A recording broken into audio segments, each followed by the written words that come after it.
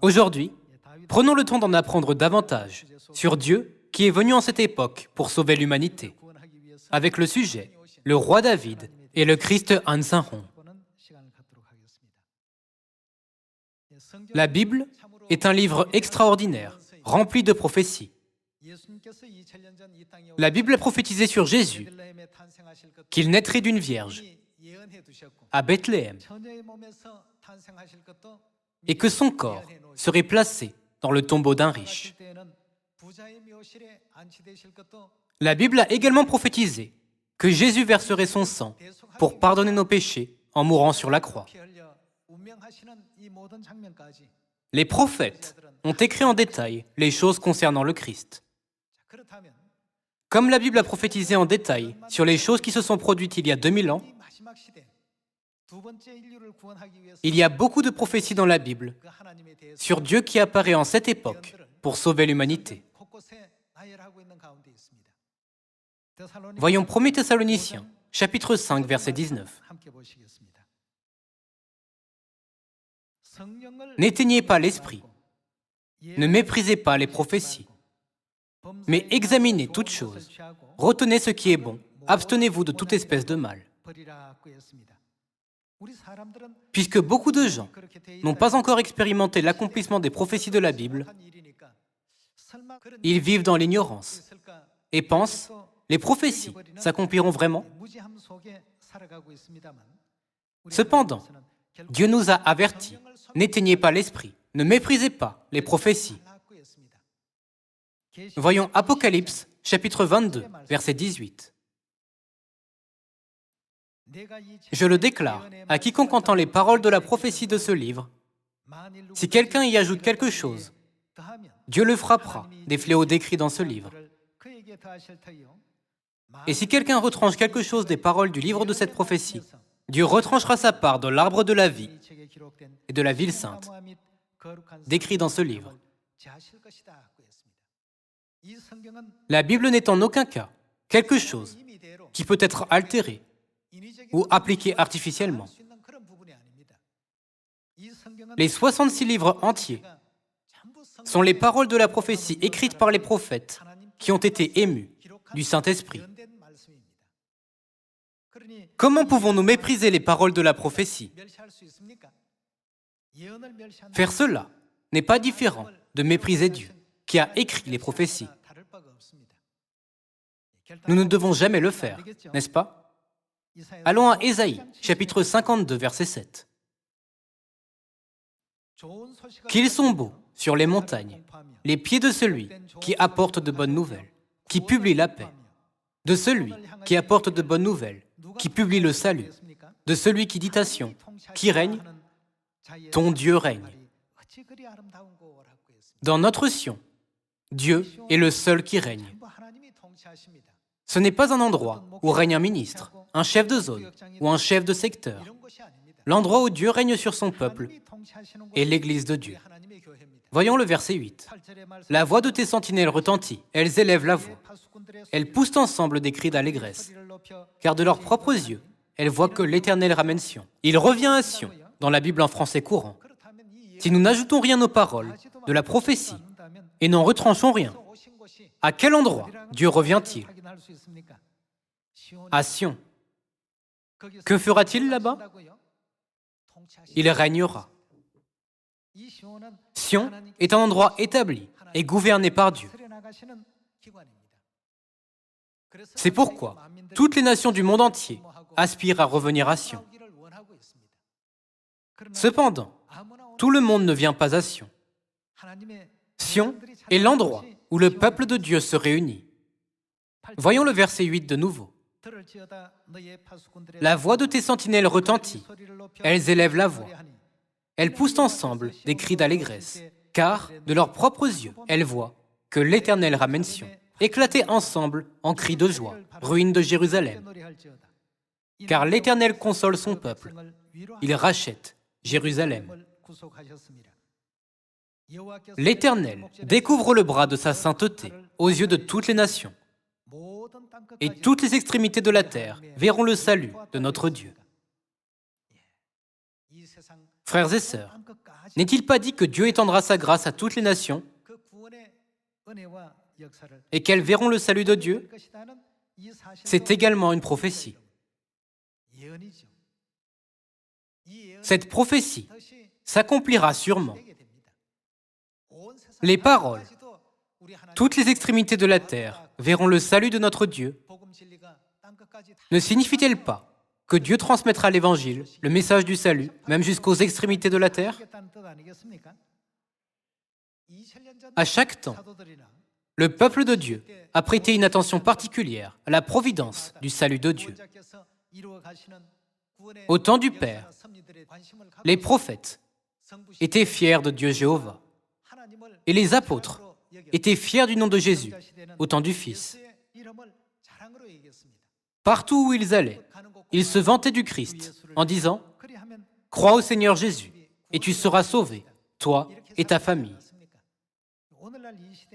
Maintenant, en cette époque, nous devons nous vanter de pères et de mères qui sont venus en tant qu'esprit et épouse, et ce, partout où nous allons. Nous ne devons jamais perdre notre fierté du fait que nous sommes les enfants de père et mère.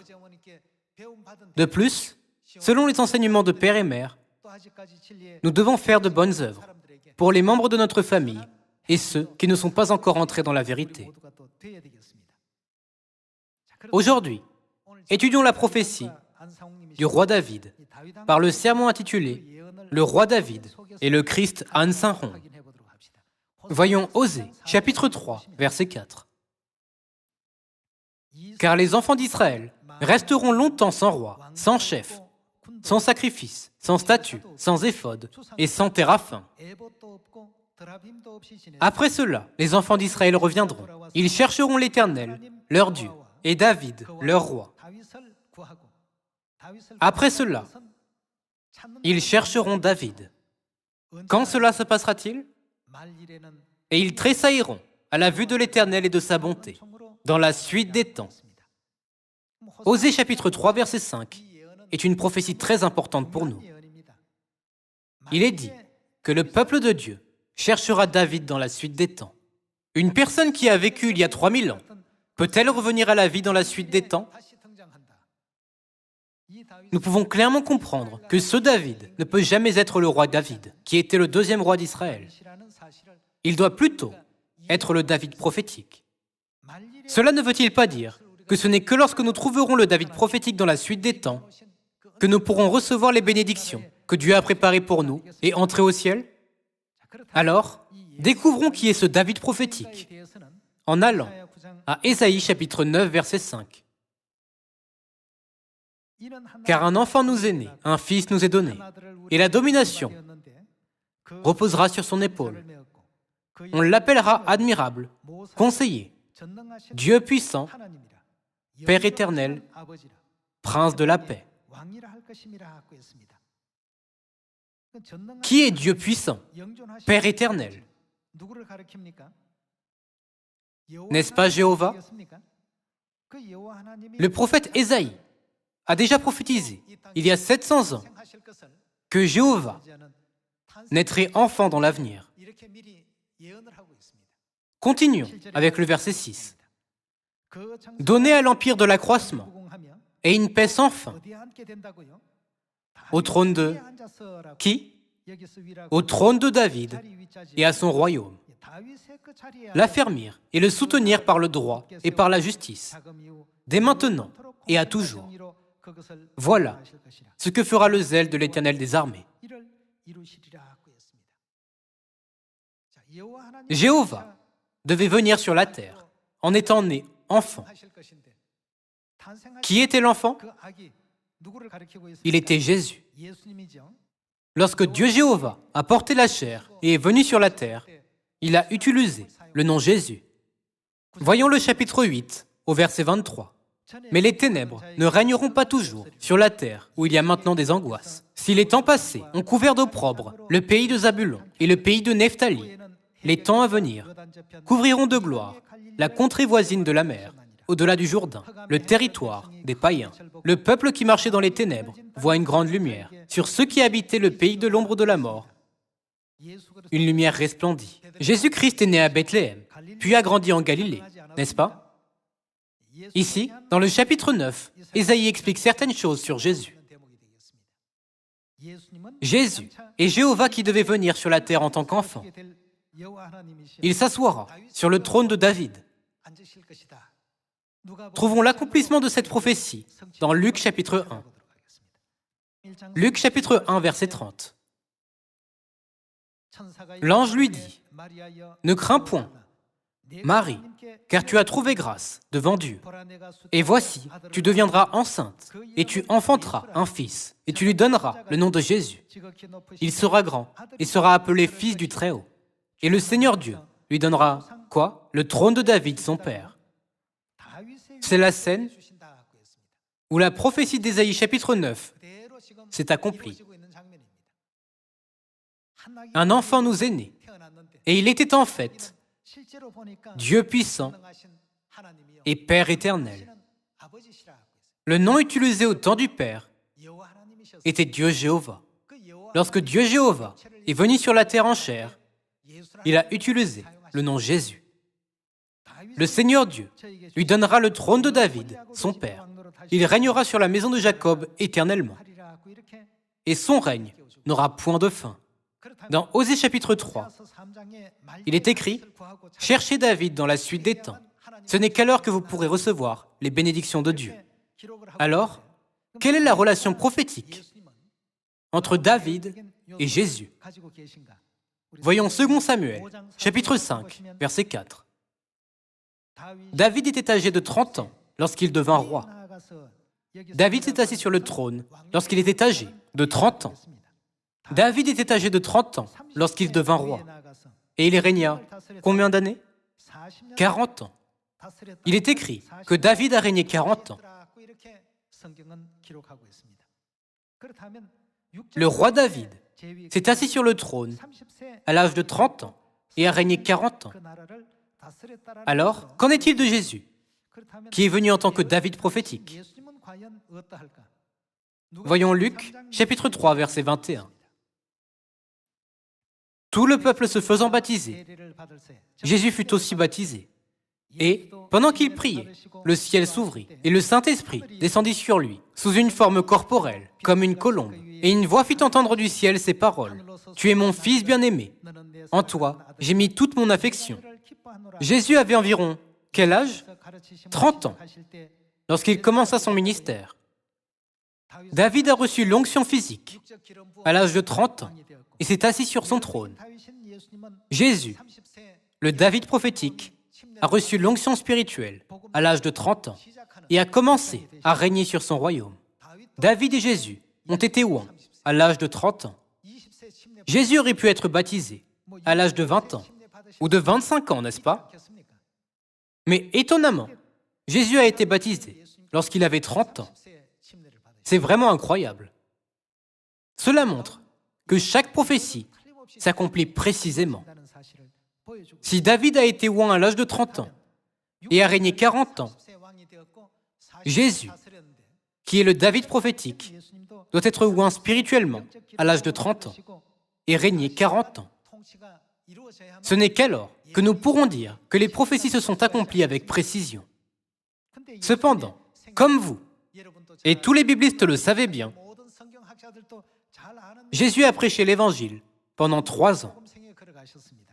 Allons à Luc, chapitre 13, verset 6. Il dit aussi cette parabole. Un homme avait un figuier planté dans sa vigne. Il vint pour y chercher du fruit, et il n'en trouva point. Alors, il dit au vigneron, « Voilà 3 ans que je viens chercher du fruit à ce figuier, et je n'en trouve point. Coupe-le. Pourquoi occupe-t-il la terre inutilement? Le figuier représente le pays d'Israël. Et il est écrit, « Voilà 3 ans que je viens chercher du fruit à ce figuier, et je n'en trouve point. Coupe-le. Pourquoi occupe-t-il la terre inutilement? » Jésus a été baptisé à l'âge de 30 ans et est mort à l'âge de 33 ans. À ce sujet, certains peuvent douter en disant « Jésus n'a pas accompli la prophétie de David. » Cependant, il y a un secret essentiel pour notre salut. Après l'ascension de Jésus, qu'est-il arrivé à toutes les vérités de l'Église primitive? Elles ont été piétinées par Satan, n'est-ce pas? La Pâque, ainsi que le sabbat, ont disparu. Toutes les fêtes de la Nouvelle Alliance ont disparu. Le moyen de vénérer et d'honorer Dieu a complètement disparu. C'est parce que le culte, le moyen de vénérer et d'honorer Dieu, a été détruit par Satan. Afin de rétablir ce qui a été perdu, Dieu, qui voit la fin dès le commencement, a promis de venir une seconde fois sur cette terre. Parmi les 40 ans du règne de David, Jésus a mené son ministère de l'Évangile pendant 3 ans à sa première venue. La Bible a prophétisé que les 37 ans restants s'accompliraient complètement à sa seconde venue. Allons à l'Épître aux Hébreux, chapitre 9, verset 27. Et, comme il est réservé aux hommes de mourir une seule fois, après quoi vient le jugement, de même Christ, qui s'est offert une seule fois pour porter les péchés de beaucoup d'hommes, apparaîtra sans péché combien de fois? Une seconde fois, à ceux qui l'attendent pour leur salut. À sa première venue, Jésus est venu en chair et a régné sur son royaume, en prêchant l'Évangile pendant 3 ans. De la même manière, afin d'accomplir la prophétie des 37 ans restants, il doit porter de nouveau la chair. Par conséquent, il est écrit dans Hébreux chapitre 9 qu'il apparaîtra une seconde fois. En d'autres termes, il doit venir sur la terre sous forme visible, c'est-à-dire en chair. Lorsque le Christ vient une seconde fois, quel est le signe par lequel nous pouvons le reconnaître? C'est extrêmement important pour nous. Voyons quel est le signe en allant à Ésaïe, chapitre 55, verset 1. Il est écrit « Vous tous qui avez soif, venez aux eaux. Même celui qui n'a pas d'argent, venez, achetez et mangez. Venez, achetez du vin et du lait, sans argent, sans rien payer. Pourquoi pesez-vous de l'argent pour ce qui ne nourrit pas? Pourquoi travaillez-vous pour ce qui ne rassasie pas? Écoutez-moi donc, et vous mangerez ce qui est bon, et votre âme se délectera de mets succulents. Prêtez l'oreille et venez à moi. Écoutez, et votre âme vivra. Je traiterai avec vous une alliance éternelle pour rendre durable mes faveurs envers David. Voici, je l'ai établi comme témoin auprès des peuples, comme chef et dominateur des peuples. Voici, tu appelleras des nations que tu ne connais pas, et les nations qui ne te connaissent pas accourront vers toi, à cause de l'Éternel ton Dieu, du Saint d'Israël qui te glorifie. Cherchez l'Éternel pendant qu'il se trouve. Invoquez-le, tandis qu'il est prêt. Lorsque Dieu viendra sur la terre en chair, quelle alliance Dieu traitera-t-il avec David? Selon Hébreux chapitre 13, quelle alliance est l'alliance éternelle? N'est-ce pas la nouvelle alliance? Lors de sa première venue, Jésus-Christ a dit « Cette coupe est la nouvelle alliance en mon sang qui est répandue pour vous. » Il a établi son royaume avec la nouvelle alliance et a régné pendant 3 ans. Lorsque le Christ est venu sur la terre une seconde fois, il a été de nouveau baptisé à l'âge de 30 ans et a mené son ministère pendant 37 ans. Ce faisant, Dieu a accompli toutes les prophéties selon la Bible. Alors, qui nous a révélé la nouvelle alliance? C'est le Christ An-Sang-Hong. Maintenant, regardons la vie du Christ An-Sang-Hong. Afin d'accomplir la prophétie de David, le Christ An-Sang-Hong a été baptisé en 1948. Il est venu sur cette terre en 1918 et a été baptisé en 1948. Alors, à quel âge a-t-il été baptisé? En 1948, une prophétie extrêmement importante s'est accomplie. Dans la parabole du figuier, le pays d'Israël, représenté par le figuier, a retrouvé sa souveraineté en 1948, lorsque ses branches sont devenues tendres et que ses feuilles ont poussé. Connaître la date de l'indépendance d'Israël est crucial pour comprendre toutes les prophéties de la Bible. Le Christ An-Saron a eu 30 ans en 1948 et a été baptisé cette même année. C'était pour accomplir les 37 ans restants de la prophétie du trône de David. Lorsque vous additionnez 37 ans à 1948, sur quelle année tombe-t-on? C'est 1985. C'est pourquoi il est monté au ciel en 1985, après avoir accompli les 37 ans restants du trône de David. Quant à ces prophéties, un simple homme peut-il déterminer sa naissance ou sa mort pour s'adapter aux prophéties? Absolument pas. L'indépendance d'Israël, le figuier, aurait pu avoir lieu en 1950 ou en 1946, plutôt qu'en 1948. Cependant, Dieu a dit « Instruisez-vous par une comparaison tirée du figuier. Dès que ses branches deviennent tendres et que les feuilles poussent, sachez que le Fils de l'homme est proche, à la porte. » Parmi les signes prophétiques de sa venue, l'indépendance d'Israël est très importante. Le baptême du Christ en cette année, selon la prophétie du trône de David, signifie le rétablissement de son royaume de l'Évangile. À partir de 1948, le Christ a mené l'Évangile pendant 37 ans, jusqu'en 1985. Lorsque nous additionnons 3 ans à sa première venue et 37 ans à sa seconde venue, cela fait 40 ans. C'est ainsi que le Christ a accompli la prophétie de régner 40 ans sur le trône de David. Pourtant, cette prophétie ne concerne pas seulement la durée du règne. Que doit-il apporter également? Il a dû rétablir tous les statuts, lois et ordonnances de la Nouvelle Alliance qui avaient été détruits. La Nouvelle Alliance, la grâce de Dieu, est le cadeau promis seulement à David. C'est pourquoi le signe de David est la Nouvelle Alliance. Bien que toutes les ordonnances et les lois des 7 fêtes des 3 temps aient été détruites, Père An-Saron est venu et les a toutes rétablies. Par sa venue, Père a accompli le règne de 40 ans du trône de David, 3 ans à sa première venue et 37 ans à sa seconde venue.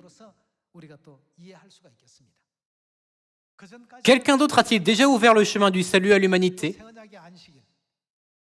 par le sabbat et les 7 fêtes des 3 temps, y compris la Pâque de la Nouvelle Alliance?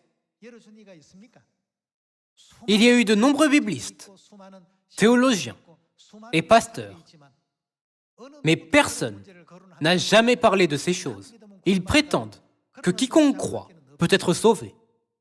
Certains demandent, l'Église adventiste du 7e jour n'a-t-elle pas commencé à rendre le culte le samedi, avant l'Église de Dieu? Son sabbat commence le vendredi et se termine le samedi. Mais qu'en est-il de nous? Nous rendons le culte le 7e jour. En d'autres termes, son sabbat commence à partir du 6e jour. Ce n'est pas le sabbat que Dieu a fixé. Elle n'emprunte que le nom du sabbat. Le 7e jour est le jour du sabbat. À travers cela, nous pouvons réaliser que le chemin sur lequel nous marchons maintenant est le chemin du ciel, conduit par Dieu le Saint-Esprit, le Christ An-Saron. Nous devons tenir fermement à tous les enseignements de notre Père Céleste et de notre Mère Céleste, sans nous éloigner de ce chemin lorsque nous faisons l'Évangile. Comme nous l'avons vu dans Ésaïe chapitre 52 tout à l'heure, il est écrit « Dieu Jéhovah règne, Dieu règne à Sion ». Dans Ésaïe chapitre 33 verset 21, il est également écrit « C'est là vraiment que l'Éternel est magnifique pour nous ». En ce moment, la vie de nombreuses personnes s'est effondrée en raison du coronavirus. Beaucoup ont perdu leur emploi et le taux de chômage augmente énormément. C'est la situation actuelle dans laquelle notre village planétaire se trouve. Bien que nous puissions rencontrer des difficultés et des épreuves temporaires dans ce monde, pensons toujours au royaume des cieux. Nous appartenons à l'Église que Dieu a établie selon les prophéties. Nous avons reçu les bénédictions de la vie éternelle de notre Dieu. Par-dessus tout, puisque Mère Céleste est avec nous, nous devons surmonter toute peur. Dans le désert, aucun Israélite n'est mort de soif ou de faim. Qui étaient ceux qui sont morts? Ceux qui se plaignaient, murmuraient et n'avaient aucune foi en Dieu ont tous été détruits dans le désert. Dans la Bible, il n'y a aucun écrit témoignant de quelqu'un mourant de faim. Personne n'est mort à cause du manque d'eau. C'est pourquoi il est écrit « Regardez les oiseaux du ciel. Ils ne sèment ni ne moissonnent, et ils n'amassent rien dans des greniers. Et votre Père Céleste les nourrit. Ne valez-vous pas beaucoup plus qu'eux ?» Frères et sœurs, pensons toujours à la promesse de Dieu et à sa sainte volonté. Il existe beaucoup de pays dans le monde où des usines et des entreprises ont fermé en raison de la pandémie. En Corée, nous pouvons rendre le culte un peu plus librement. Mais il y a beaucoup de pays où la situation est beaucoup plus difficile. Le royaume des cieux est préparé pour nous. Avec cet espoir, prenons courage. Je suis sûr que certaines familles souffrent en raison de la pandémie. Prenons courage. Notre Père Céleste et notre Mère Céleste nous conduisent vers le ciel où nous pouvons jouir de la vie éternelle et des bénédictions. En espérant que nous atteindrons tous notre terre promise, j'aimerais conclure ce sermon. Merci beaucoup. Que Dieu vous bénisse.